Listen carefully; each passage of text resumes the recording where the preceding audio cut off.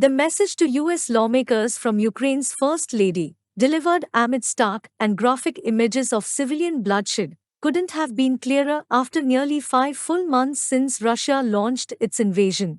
Olena Zelenska said that her country needs more Western weapons. Ukrainian President Volodymyr Zelenskyy sent her to Washington to appeal directly to US Congress for air defense systems. The appeal Wednesday came as Russia suggested it plans to grab broader areas beyond the industrial region of eastern Ukraine known as the Donbas, with Foreign Minister Sergey Lavrov emphasizing that Moscow also claims the Kherson region and part of Zaporizhzhia and will continuously and persistently expand its gains elsewhere. The billions of dollars in Western military assistance have been crucial for Ukraine's efforts to fend off Russian attacks, but officials in Kyiv say the numbers are still too small to turn the tide of the war. A look at what Ukraine has received so far. The HIMARS systems supplied by the US and similar M270s from Britain have significantly bolstered the Ukrainian military's precision strike capability.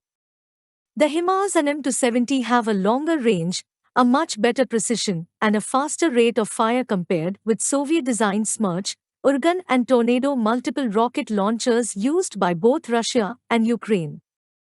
The truck-mounted HIMARS launchers fire GPS-guided missiles capable of hitting targets up to 80 kilometers, 50 miles, away, a distance that puts them out of reach of most Russian artillery systems. The mobile launchers are hard for the enemy to spot and can quickly change position after firing to escape airstrikes. The Ukrainian military so far has received a dozen HIMARS and several M270 systems, but it already has used them to successfully target Russian ammunition and fuel depots in eastern Ukraine, essential for supporting Moscow's offensive.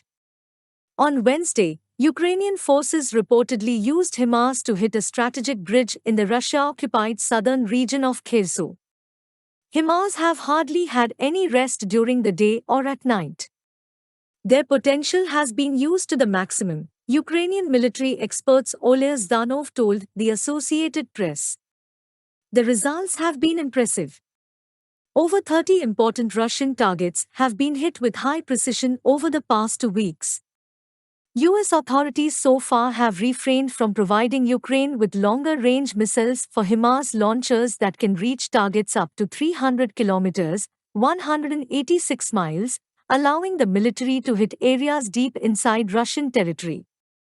Ukraine has taken deliveries of more than 200 heavy artillery systems from the US and its NATO allies. They have included the US M777 French Caesar, German PZH 2000 and a few other towed and self-propelled long-range artillery systems. The Western howitzers have some advantages over older Soviet-designed systems in the Russian and Ukrainian arsenals, but it takes time for Ukrainian crews to learn how to operate them. Their wide assortment poses obvious logistical challenges. Ukraine has been given a tremendous amount of artillery equipment that's very diverse, said Michael Kaufman, an expert on the Russian military and program director at the Virginia-based CNA think tank.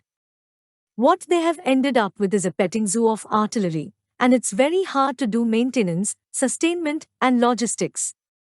A more serious problem is that the numbers of Western weapons are still far too small. Ukrainian presidential advisor Mikhailo Podolyak said last month that the country needs at least 1,000 heavy howitzers, 300 multiple rocket launchers, 500 tanks, and 2,000 armored vehicles, much more than the West has provided. Western weapons are superior to Soviet-era analogs, but the numbers have been too small to turn the tide of the war, Zanov said. Ukraine has asked the West for more armor to replenish its heavy battlefield losses. The country has reportedly received over 300 Soviet-built T-72 tanks from Poland and the Czech Republic, and already has used them in combat. The long-promised delivery of German Leopard tanks is on hold, however, a delay that has drawn an angry response in Ukrainian media and social networks. Ukraine has taken delivery of several hundred armored personnel carriers from the US and a few NATO allies, a motley collection of vehicles that hasn't fully compensated for what it already has lost.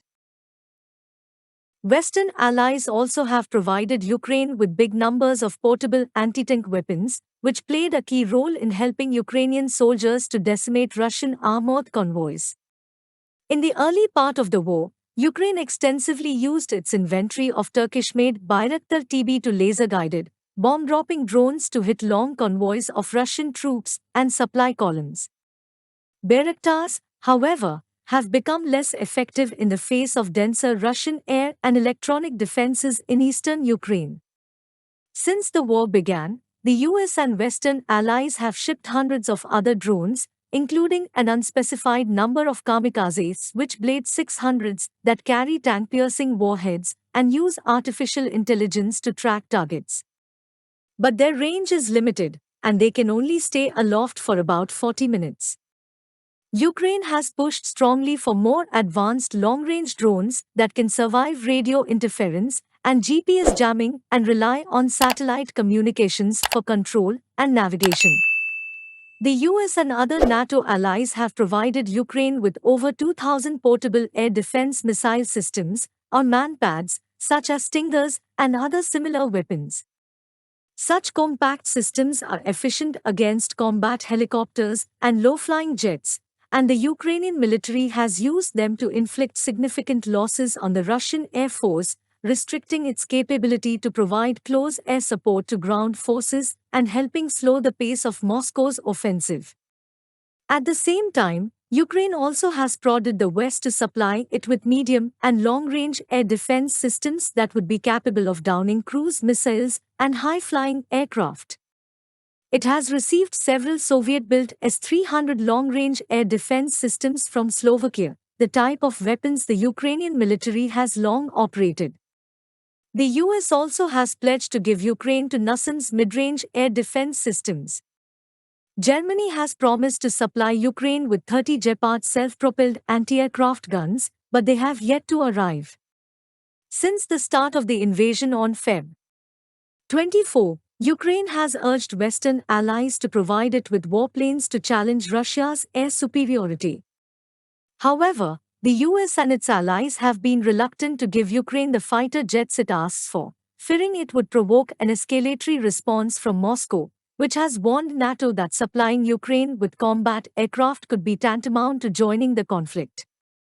In March, the Pentagon rejected Poland's proposal for handing over its Soviet-built MiG-29 fighter jets to Ukraine by transferring them through a US base in Germany, citing a high risk of triggering a Russia-NATO escalation.